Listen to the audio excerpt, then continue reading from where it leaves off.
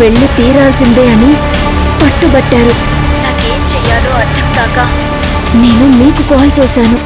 గట్టిగా ఒత్తిడి చేస్తే నేను వెళ్ళనని ఖచ్చితంగా చెప్తే ఇక్కడ జాబ్ మానేసి వేరే జాబ్ వెతుక్కోవాల్సుంటుంది.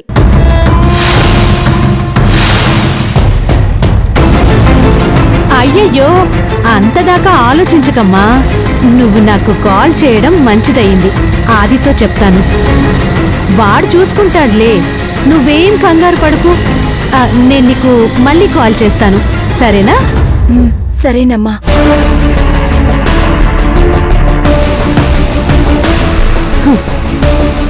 ఏంట్రా ఇది? ఇప్పుడే దారిలోకి వస్తుందనుకుంటే శివగామి ఇలా దెబ్బ కొట్టింది. శివగామి ఇదంతా కావాలని చేస్తుందో ఏంటో అర్థం కావట్లేదమ్మా. ఏమో, రాధిక విజయవాడ వెళ్తే మన ప్లాన్ అంతా రివర్స్ అయిపోతుంది. అర్జున్తో నేనే మాట్లాడతాను, చేయగలిగింది చేద్దాం.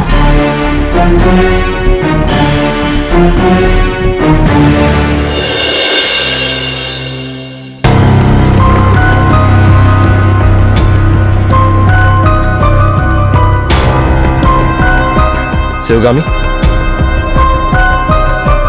చెప్పర్జున్. రాను రాను నీకు నా మీద నమ్మకం పోతుంది కదా. మనం కొందరిని గుడ్డిగా నమ్మిస్తాం కదా. వేరే వాళ్ళు ఆ వ్యక్తి కరెక్ట్ కాదు అని చెప్పినా ఇగ్నోర్ చేస్తాం, నమ్మకాన్ని కంటిన్యూ చేస్తాం.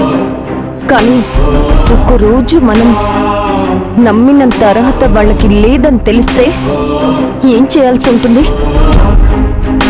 ఏం చేయొచ్చో నువ్వే చెప్పు మరి. ఇప్పుడు నమ్మకం కోల్పోయేంత పని నేనేం చేశాను? నువ్వేం చేసావో నీకు తెలీదు అర్జున్. ఈ మధ్య నువ్వు ప్రతి విషయానికి అబద్ధం చెప్తున్నావు. నాకు తెలియకూడదని నువ్వేవేవో పనులు చేస్తున్నావు. అవన్నీ నువ్వే ఆలోచించు, నీకే ఆన్సర్ తెలుస్తుంది. చూడు, ఒకరు కావాలని అబద్ధం చెప్తున్నారంటే వాళ్ళు ఎదుటి వారిని మాయ చెయ్యాలని అబద్ధం చెప్తున్నారు అని కాదు. అవునా? మరే ఉద్దేశం ఉంటుంది? సరే, వివరిస్తాను విను. ఒక వ్యక్తికి క్యాన్సర్ ఉందని తెలిసింది. డాక్టర్ చెప్తాడు అతడు బతికితే 6 నెలలు మాత్రమే అని. ఈ విషయం ఎవరికీ తెలియకూడదు. అది ఆ రోగికి తెలిస్తే బతికినన్ని రోజులు ప్రశాంతంగా బతకలేడు. మీరే ఆలోచించుకోండి అన్నాడు. అప్పుడు మనం ఏం చేస్తాం శివగామి? నిజం చెప్పలేం కదా. ఉన్నన్ని రోజులు వాళ్ళని ప్రశాంతంగా బతకనివ్వమని మనం చెప్తాం కదా. అంటే అంత పెద్ద నిజాన్ని నా నుంచి దాస్తున్నావు నువ్వు. ఏంటది?